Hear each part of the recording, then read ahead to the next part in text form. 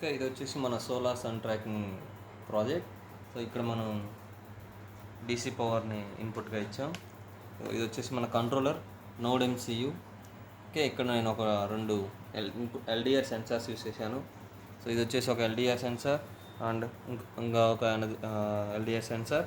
So ఇక్కడ నేను ఒక సర్వో మోటార్ యూస్ చేశాను. సో ఇదే మన solar panel.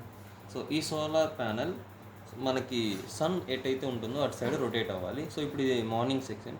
So morning side ఎలా ఉంది, సో ఈ ఎల్డిఆర్కి లైట్ డిటెక్ట్ అయితే సో ఇది మార్నింగ్. సో నేను సన్ని రొటేట్ చేయలేను కాబట్టి నా మొబైల్ ఫ్లాష్ ఆన్ చేస్తున్నాను. సో ఇప్పుడు చూడండి, ఇది మార్నింగ్. సో నాకు ఇలా సన్ ఈ సైడ్కి వస్తే సో నాకు ఆ సోలార్ ప్యానెల్ కూడా నాకు ఈ సైడ్కి రావాలి.